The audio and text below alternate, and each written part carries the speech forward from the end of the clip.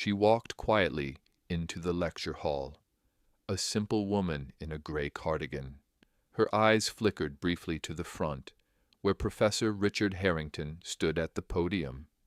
It was hard not to notice his commanding presence, the way he projected authority with every movement, every word. But Sarah Mitchell wasn't there to observe him. She was here to learn. She had been here before, but today felt different. Today, she would show them all what they had never expected. Professor Harrington's reputation had preceded him. A distinguished mathematician, head of the department, and notorious for his dismissive attitude toward anyone he considered intellectually inferior. He was known to pick on students, often making examples of them in front of the entire class, asserting his dominance. And today he was about to do the same. The room filled with the murmur of anticipation. Sarah found a seat in the back row, carefully smoothing her gray cardigan over her white blouse. At 37, she was older than most of the graduate students attending the symposium. She didn't mind. She had never been one to blend in. In fact, she wasn't here to be just another student in the crowd.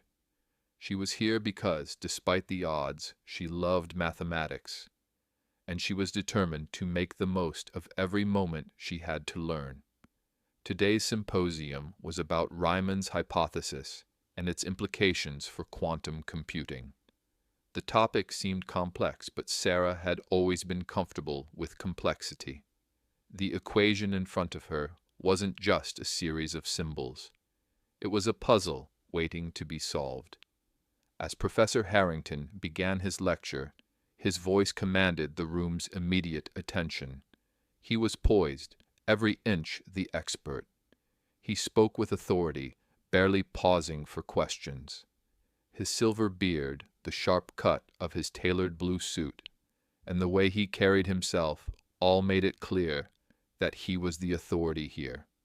Sarah took meticulous notes, her mind absorbing each concept, each theory with intensity. The discussions of mathematical theories sparked excitement in her chest. She understood the concepts, felt a deep connection to the numbers, the equations. But as the floor opened for questions, her hand remained firmly down. She knew her place in rooms like this. People like her didn't belong in academic spaces like this. She wasn't a professor, a student, or even a researcher. She was simply the woman in the back row, quietly observing. During a break in the symposium, Sarah overheard two students whispering behind her. "Who's the cleaning lady taking notes?" One snickered. "Probably just auditing for continuing education credits." The other replied dismissively. "Harrington hates it when non-mathematics people attend these things." One of them added with a mocking laugh. Sarah gripped her notebook tighter, but her expression remained composed. She had heard it all before. People had always underestimated her. They didn't know that mathematics had been her refuge since childhood. It had been her companion through lonely nights when she worked as a single mother, raising her daughter and teaching herself advanced calculus between night shifts. They didn't see the equations that danced in her mind when she closed her eyes. They didn't see how her mind could solve problems no one else could, all while cleaning bathrooms and mopping floors. The symposium resumed. Professor Harrington presented his controversial approach to an unsolved mathematical problem. His explanation was elegant, precise, but Sarah immediately saw the flaw. It wasn't a mistake, but a potential complication. She had worked with similar equations for years, and she knew there was a better way. "Any questions?" Professor Harrington asked, his voice dripping with condescension, as if expecting no one to dare challenge him. The room stayed silent, until Sarah raised her hand. The moment her arm went up, she regretted it. Every head turned toward her. The room grew quieter. The students looked at her in disbelief. Sarah's face flushed, but she held her ground. She had seen this look before, people dismissing her before she even spoke. Yes, ma'am, Professor Harrington said, his tone dripping with mockery. What can I do for you? I was wondering about the variable transformation in step 4, Sarah said, her voice softer than intended. Wouldn't that create inconsistencies when applied to the boundary conditions? The room fell silent. A few students exchanged glances, clearly surprised.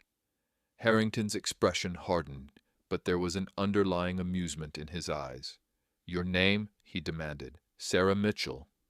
And your department? He asked, his words laced with disbelief. I work in facilities management, she replied, almost apologetically. A ripple of whispers spread through the room. Facilities management? One student muttered. What does she know about this? Professor Harrington's face shifted from surprise to amusement. Facilities management, he repeated, savoring the words as if they were a joke. How interesting. And you think you found an error in my work? Sarah's cheeks flushed. Not an error exactly, just a potential complication that perhaps... Harrington interrupted, his voice sharper now.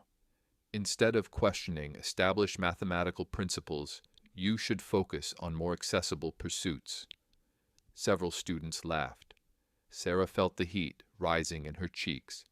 She wanted to shrink into her seat, to disappear. She had never wanted this attention. But what neither she nor anyone in the room realized was that this moment of humiliation would spark something extraordinary.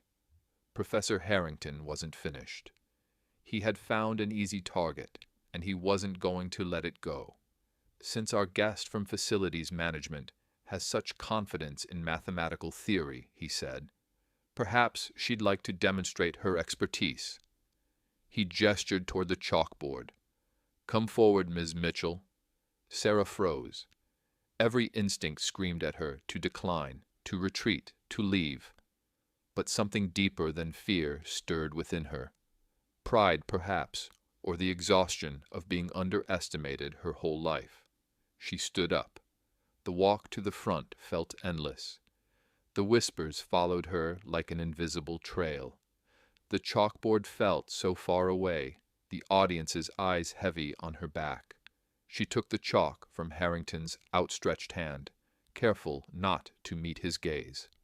Let's make this accessible, Harrington said loudly, his voice carrying across the room. The word accessible was coated with disdain. He turned to the board and wrote a complex differential equation. Sarah recognized it immediately. A problem from advanced multivariate calculus. It wasn't easy, but it wasn't impossible either. The challenge wasn't in the equation itself, but in the public humiliation Harrington had planned for her. She took a deep breath, steadying her nerves. The numbers and symbols on the board began to arrange themselves in her mind, falling into patterns she recognized since childhood. She didn't have formal education beyond community college, but she had taught herself the world of mathematics, solving problems during the late-night shifts after her daughter went to sleep. Take your time, Harrington said, as if offering her a concession. We're all eager to learn from diverse perspectives. More laughter rippled through the room. Sarah felt a slight tremble in her hand but focused on the board. She wasn't there to prove anything to anyone. She was just there to solve the problem. Minutes passed, and as Sarah worked through the problem with growing confidence, the room grew quieter. Each step she took was a deliberate choice, every calculation bringing her closer to the solution. Her earlier nervousness began to fade as she lost herself in the elegance of the mathematics. After several minutes of absolute silence, Sarah placed the chalk down, stepping back from the board. She looked at the equation and saw that her work was complete.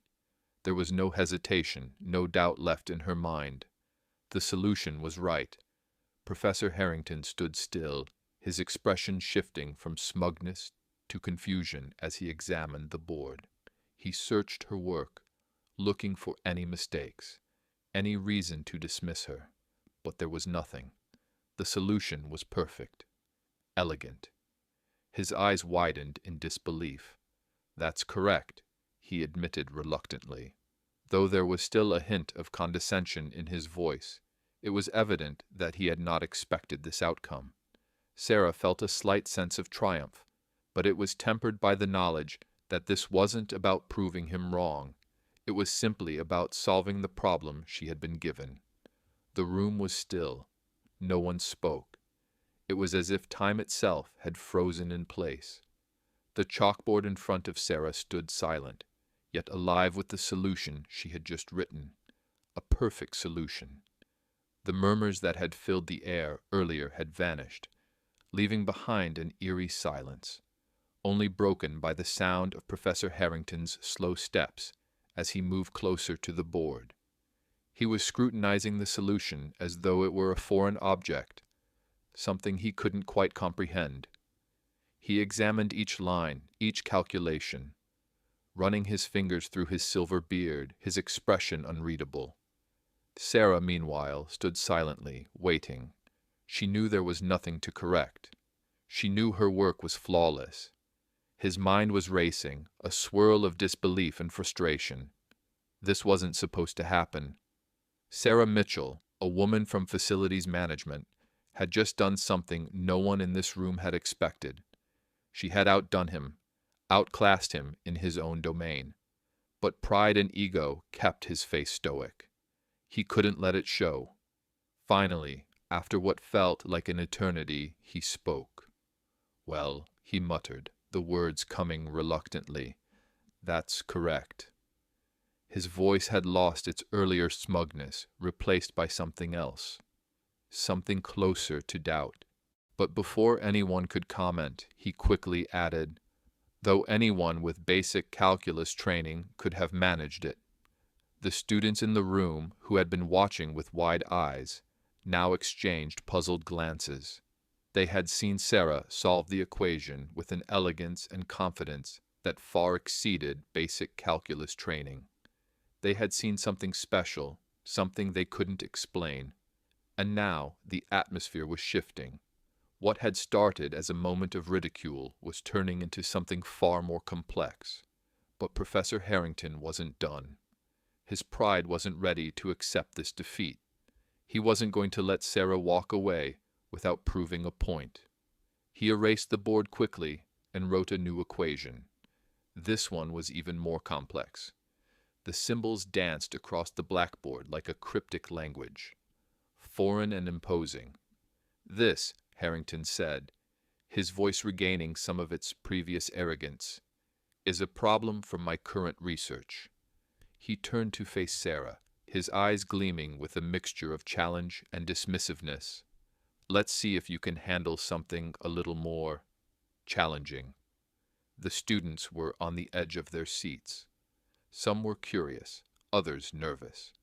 They knew that this was more than just a test of Sarah's mathematical ability. This was about her proving herself in front of an entire room of skeptics. Her moment of redemption had come, and now it was time to face something truly difficult. Sarah stared at the new equation, her heart rate picking up. This was different. The equation wasn't just challenging, it was something she hadn't encountered before. This wasn't standard curriculum. This was cutting-edge theoretical mathematics, the kind of problem reserved for experts in quantum computing. It had implications for encryption, something that had long eluded even the most brilliant minds in the field. For a moment, doubt crept into Sarah's mind. Could she solve this? Was she out of her depth? The equation was long, abstract, filled with unfamiliar notation. It was a step into uncharted territory for her. She had never seen anything quite like it before. The room grew heavy with anticipation. Every student's eyes were fixed on Sarah. Some were whispering to each other. A few exchanged nervous glances. Others stared at her with a mixture of pity and uncertainty, almost certain that this time she would fail. Professor Harrington stood with his arms crossed, watching Sarah closely. His gaze was full of expectation, but there was also a tinge of skepticism. He wasn't worried about the outcome. He was confident that she would fail. Sarah's mind raced. She couldn't let herself be intimidated by the complexity of the problem. She had faced far worse in her life. Every doubt she had ever encountered, every time she had been told she wasn't good enough. This was no different. This was just another equation. She had solved equations her entire life, often while balancing her responsibilities as a single mother working odd jobs. This was just another challenge. Taking a deep breath, Sarah reached for the chalk again. The room was completely silent now. The only sound was the soft scrape of the chalk against the board.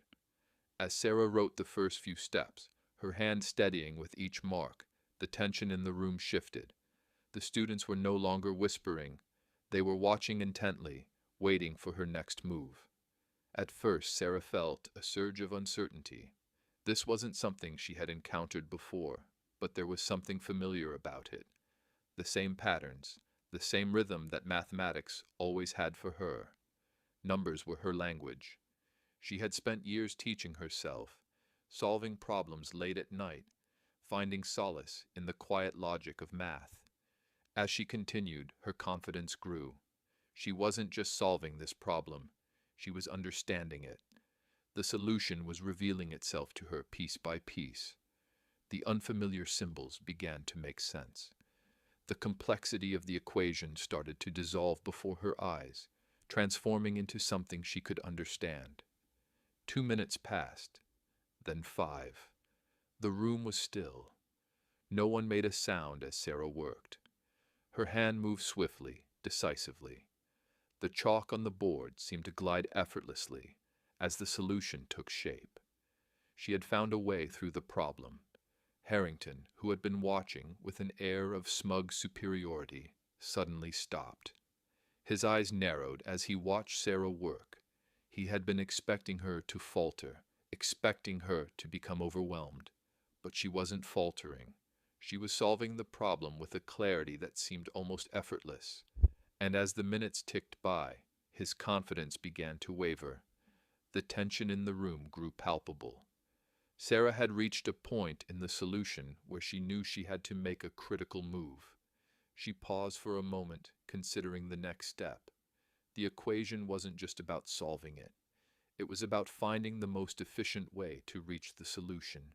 There was always a better way, a more elegant way, and Sarah had learned over the years to look for those moments. Then, like a switch being flipped, the answer became clear.